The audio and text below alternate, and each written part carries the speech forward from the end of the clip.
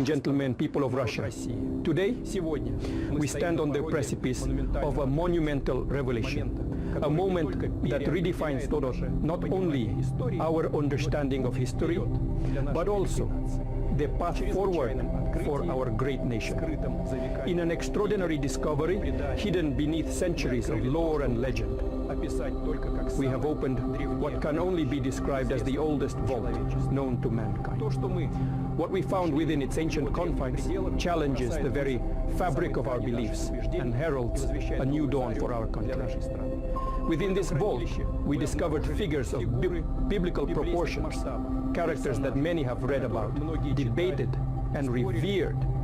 These figures, preserved against the sands of time, reveal a truth that is as profound as it is transformative. They are all black.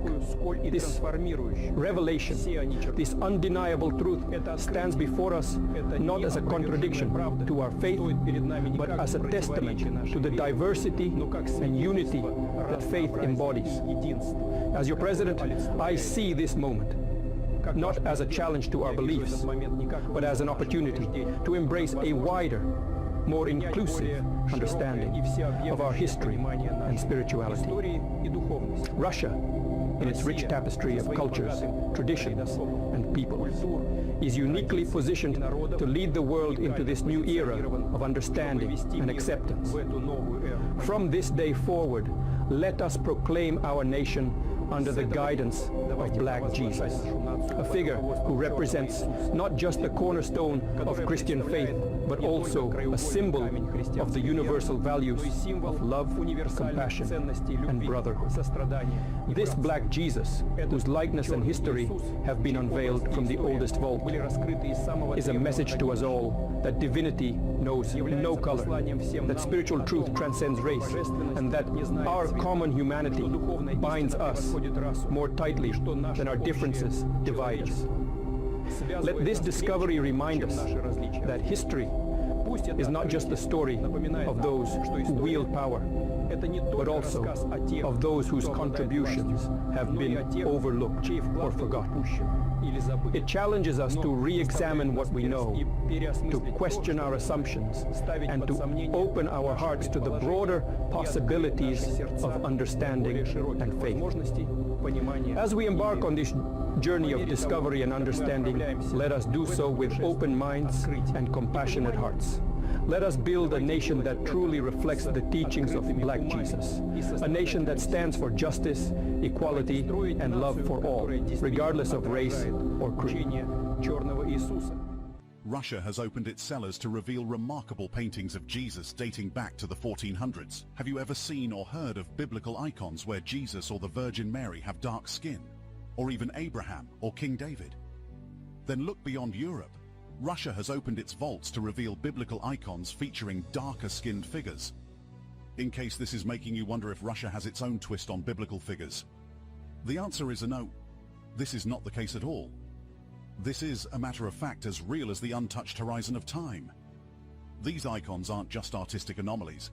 These hold deep meanings of hidden shaded truths, sparking serious, curious questions about history and faith, representation, and the unexpected corners of religious art. Rome is currently hosting an exhibition of 40 Russian icons that have left their country for the first time. They are pieces of art that were hidden after the October Revolution of 1917 in order to protect them from anti-religious destruction. There's been so much debate going on around the world of late, bestirred by the unveiling of these black biblical icons. Some tend to think that the icons had blackened over time due to age, while others say that the blackness of the icons has nothing to do with age, but are a measure of accuracy meant to depict the actual color of the skins of the people. Alright, so I just saw what Vladimir Putin just dropped. I'm pretty new to religion, so I've been looking at things. I always thought he was black. I really did.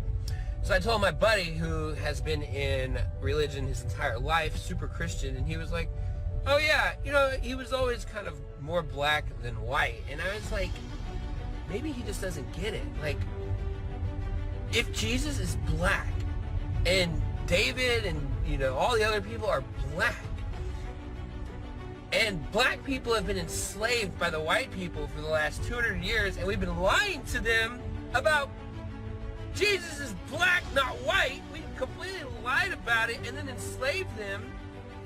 Black people are going to be pretty pissed. Rightfully so. I would be fucking mad too. So, what happens next?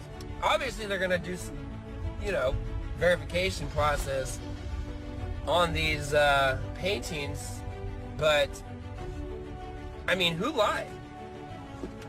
Who whitened or lightened up the pictures of Jesus and spread them all over the world to spread white propaganda? Who did that? I mean, I don't know, because I'm new to religion. I mean, my guess is the Vatican. Did the Vatican do it? Like, you tell me, who spread this white propaganda? If it's not real, are black people going to be upset? I think so. Rightfully so. They should have their place back. And whoever enslaved the black people should be held accountable. Liar, liar, pants on fire. This year has been so crazy so far. It's just getting started. April 8th is coming up. That's the next thing. What's going to happen then? This is Luke 8:17. For nothing is secret that shall not be made manifest, neither anything hid that shall not be known and come abroad. Shalom, Kahala Yahweh B'Shem Yahshai, B'Shem Kodash. Double honors my teachers, the apostles and elders of Great Millstone. Peace and mercy to the elect, who are the house of David reborn again in this generation. And shalom to the 1/3 of Yasharallah, who today are known as the Negroes, Latinos, and Native Americans, who before losing our true heritage, we were known as, and still are, the true Hebrew Israelites of the Holy Bible. So in today's lesson, we're going to talk about the announcement that the Russian President, Vladimir Putin, had made regarding the opening and revealing of the Russian icons of the biblical figures that the Orthodox Church has inherited from the Holy Roman Empire. Okay, because that's where these images come from. They come from the Holy Roman Empire. And let's go to the Bible timeline, because these are the images real quick. Let's just go through some of them that the Russian icons depicted, right? Depicted the Messiah and the Most High, which the true name, the Most High's true name is Yahweh, which is Hebrew for He is, and the Messiah's name, it's not Jesus, it's Yahweh Shai. That's Hebrew for He is salvation. These are the images that Russia has had, or should I say inherited, from the previous empires that have come before it. The Holy Roman Empire, and before that the later stage Roman Empire, which was controlled by Jake, right? Which, let's go ahead and go into the Bible timeline so we can break this down. So in the time when, in 70 AD, when Jerusalem was destroyed and the temple was destroyed by Rome, remember, you had Vespasian and Titus come to and put an end to the Jewish state, or the Israelite state, okay? Because at this time, it was only the southern kingdom of Israel, that being the so-called Negroes that were in the land of Israel. The northern kingdom, the Latinos and Native Americans, we had already taken off to the Americas close to about 600 years prior to this, okay? Now, even more than 600 years. But ultimately in 70 AD, when the southern kingdom was taken out, was kicked out of Jerusalem, it tells you in this book, From Babylon to Timbuktu, that 1 million Israelites flee into Africa, right? And this is where you get the Israelites, the southern kingdom of Israel, basically camping out and living and migrating to West Africa, right? This is why amongst this whole coast here, you see a lot of towns with biblical references, right? You also got like Negro land and the Ashanti tribes down here, places, and they trace their lineage back to like the Levites and all these things. There's so many, historic, coincidences and linkages between the so-called Negroes on the west coast of Africa to the Israelites, that even the should I say the fake people in the land of Israel today have to admit that these people, like, what do they call? There's like certain African tribes that they've admitted have ancestral DNA that goes back to the Israelites. Now that, I don't know how they would figure that out, because I don't think they have DNA unless they've dug up a lot of the graves there in the land of Israel that go back to those times, and they've linked them that way, which is possible. But again, this in Africa is where the southern kingdom, the true Jews, fled, right? And then not only did they flee there, but a large amount of Israelites were taken to Rome as slaves, okay? And you can read about that in the Chronicles of Flavius Josephus. Flavius Josephus was a priest of the temple, right? At the time when it was under attack, he was also, for the most part, like the governor or ruling like body in the land of Jerusalem when the destruction came. He eventually was taken in by a Roman family whose last name was Flavius, which is where Flavius Josephus gets that name. Well, he eventually goes on to write these books to introduce the Israelites to the rest of the known world, right? The Roman Empire. So when you read his books, they're basically made for an outsider Roman audience, and that's why he frames his discussions and his explanations of the Bible and of the recent history that took place, the destruction of the temples and who did what, to a Roman audience. So he tends to kind of sugarcoat Rome's involvement in the destruction of the temple, but it's, proven that the Romans did burn down the temple. Now, that I said all that to say this, that those Israelites that went to Rome as slaves, they eventually rose up in power, just like they did here in America, right? It took about 200 years for them to get into high positions of power in the government here in America, and it was roughly the same thing. Now, a lot of Israelites were already in Rome. When you read the book of Maccabees, it tells you how the Israelites sent envoys to Rome to plead for Roman help against the Greeks and the Edomite Persians, right? The Seleucids people.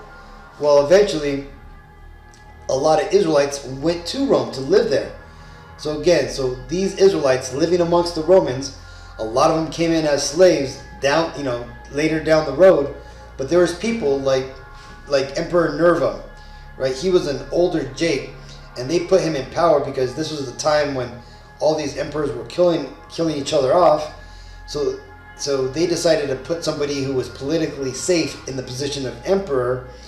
And the reason why Nerva was safe is because he was a trusted general, and he didn't have any family or didn't have any children, so hence he didn't have anybody to pass the emperorship down the road to. Well, eventually, about 100 years later, this kind of set in motion that Jake would eventually take over Rome, and it didn't tend to fully come to fruition until this man, Septimius Severus, who was a Roman emperor in 193 AD. He took over Rome, and then this started basically the expulsion of the Edomites. Okay, the pagan Romans who were like Julius Caesar and all those people like Scipio Africanus, those people. Okay, those were the Edomites that had taken over Rome from the Japhites who had lived in that land prior to that, right, when it was known as Kittim. Well, eventually, Rome continues to be a so-called Negro-controlled nation, right? This is simply Jake he was a Roman, and they took over, and they eventually brought in their own morals and beliefs. And Jake, being an Israelite, they believe only in one God. That's a natural inclination for us to have, is a belief in one God, where these other nations, they tend to believe in a whole plethora of gods. Well, when Constantine the Great got into power, he basically changed the belief system of Rome from a pagan belief into a one God belief, and he also established the Vatican. Okay, and then after that, basically the Byzantine Empire was established, and where modern day Turkey is today. This here is where we see a lot of these Russian icons come from. Okay, a lot of these Russian icons, when Byzantine fell to the Ottoman Empire, a lot of these icons basically left the Byzantine Empire and went over to the Holy Roman Empire, which by the time that was, was Germany or Belgium and Prussia. They basically fled to the Orthodox churches, which still existed in those areas. And again, when you look at down the history, right after the church had been established, it created all that false doctrine. The Edomites had fled Rome and headed up and started to dwell in the Caucasus Mountains for 1,000 years. The invention of hell was created. Jake, that had fled into West Africa, had started to be oppressed by not only Ishmael, the Arabs, but also the true Africans. Right? Eventually, Muhammad writes the Quran and Islam is established. Jake, freeing himself from the Arab, the Arab slave trade and rising in that society, they become Moor, right? Moor is simply just a Latin term for black people, right? Like Moreno, right? Being basically the black one, right? Well, the Moorish Empire was established after that, right? These were basically the freed slaves or the Israelites who joined on to Ishmael, right? During the sub-Saharan slave trade.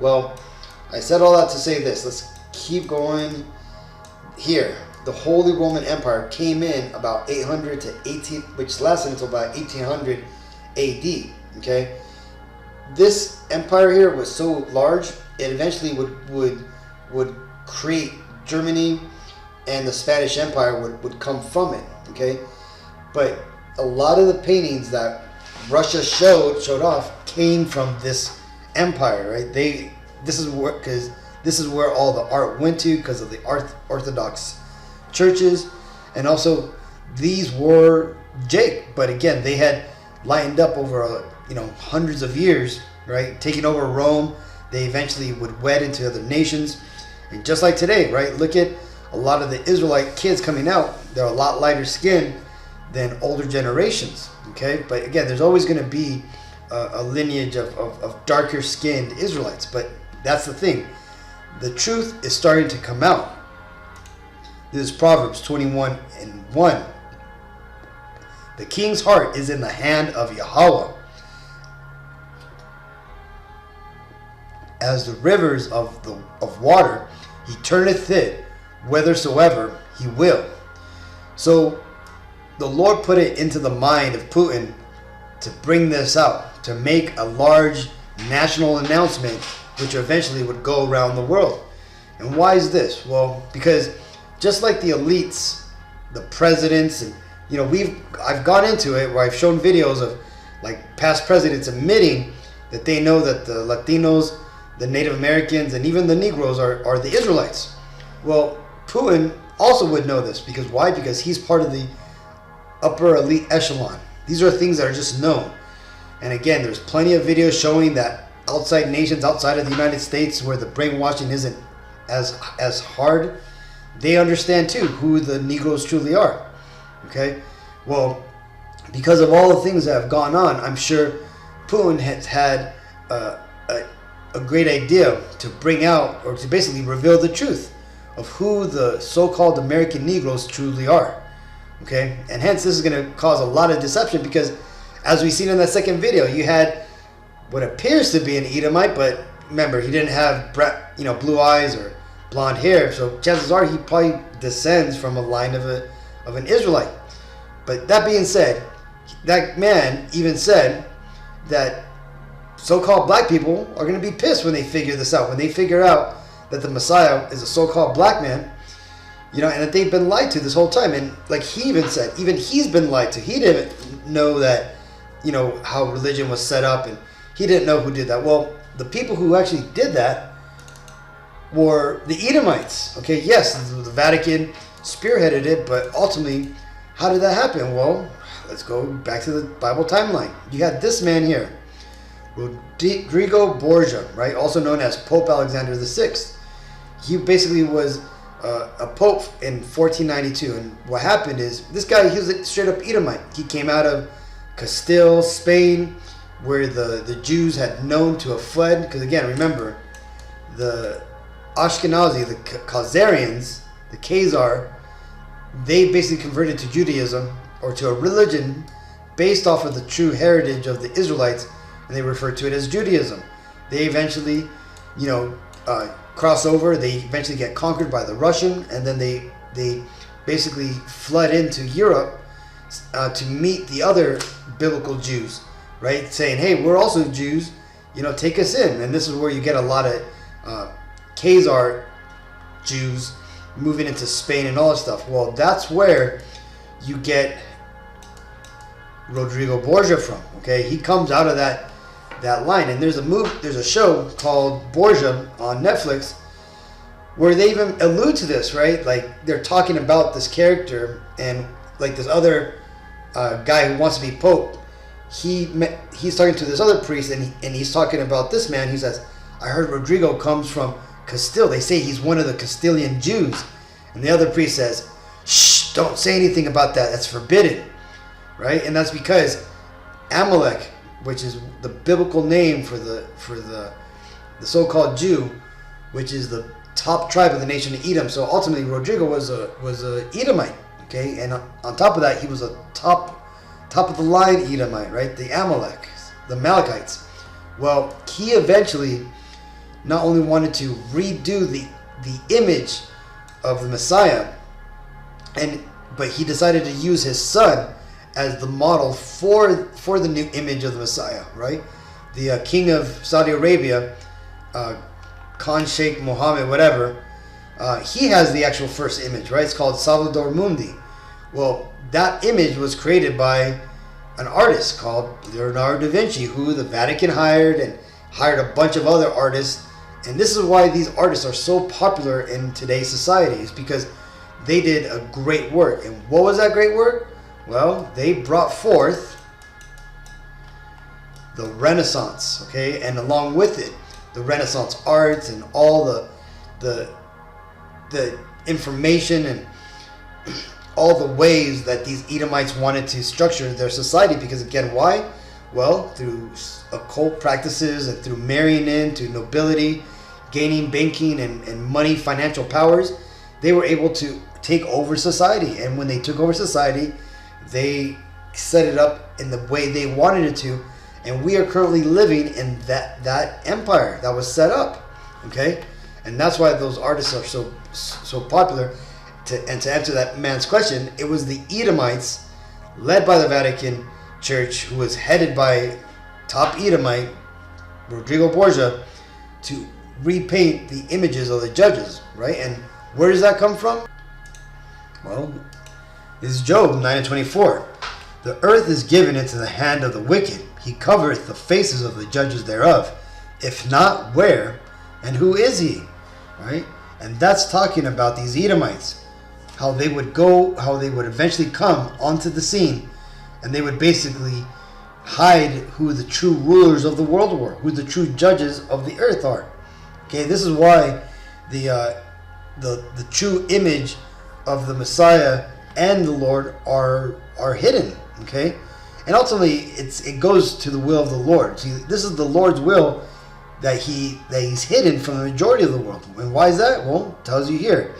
This is Isaiah 45:15. Verily thou art a God that hideth himself, O power of Israel, the Savior. So you see, the Lord, to put us through a test, and when I say us, I'm talking about the Negro, Latino, Native Americans, the Israelites, to see how we would do, the Lord hid himself. Because why? Well, because it was time for our punishment. And just like you punish a child, you put him on timeout and you send him to his room. You don't go into that room and stare at him unless you're psychotic or whatever. But you leave the room. You basically go away, and you leave the child by themselves to think upon their punishment, right? To serve their time. Well, that's what the Lord did to us, the Israelites, the Negro, Latino, Native Americans. He put us on timeouts. And he put us to punishment. This is why the Negro, Latino, Native Americans, we all suffered the same fate. We all went to war with our enemies. We lost. We got taken into captivities. We lost our heritage. and we are now serving a life of veiled servitude known as tax slavery under our oppressors, the people who conquered us. Okay, now it's a lot harder to see now because they put a bunch of glamour and shiny shit over the life that we live now. But that Monday through Friday 9 to 5, if you're lucky, right, the not getting any free health care, not getting any benefits, that's your slavery. That's right there is your toiling. That's your drawing of water here in your land of your captivity. And well, why don't we know this? Well, it tells you here, Jeremiah 4:22. For my people is foolish, they have not known me. They are Scottish children, and they have none understanding. They are wise to do evil, but to do good, they have no knowledge. You see, and like Apostle Gabarwi says, man, Scottish means stupid. See, the Lord knows that we have gone off and that we're wicked when we go off, right? And because of that, He's hidden Himself from us. Because why? Because God is a God of knowledge. And He's given us, a lot of our people, He smited us with madness. And we lost a lot of the wisdom, right? This is why our leaders are all, chosen for us. The debasement is lifted up amongst our society, amongst our people, right? This is why you have no real leaders that come out of our people, because our enemies, our captors, they don't allow it. This is why all our enemies are basically created, and they're all either comedians, movie stars, musicians, or degenerates for the most part, right? But if we would have known what's going on, right? If we would know who we are in the Bible and who we are as a people, this wouldn't have been allowed to have happened. We wouldn't have allowed ourselves to go into captivity. We would have known that we're the rulers of the world, but that right now it's not our time. This is a time for us to serve. This is Jeremiah 14:2. Judith mourneth, and the gates thereof languish. They are black unto the ground, and the cry of Jerusalem is gone up. So our management, our leadership, our rulers, it's languished, right? They've all fallen. They've gone away. And there's people that come up every once in a while that'll lead our people in small rebellions or a bit of leadership. But what happens? They'll either sell out to Esau or they get taken out. Because why? Because this isn't our time. This is a time for us to be in oppression, as it tells us in Deuteronomy that we shall only be oppressed, right? And this is all for going off and breaking the laws. But besides that, right? Besides our rulers, our leaders not being really there for us, that messes us up. Because why? Because they don't teach us who we were, who the true Israelites were, that they are dark people, okay? So-called Negroes. This is Baruch 22:30, For I knew that they would not hear me, because it is a stiff-necked people, but in the land of their captivities they shall remember themselves.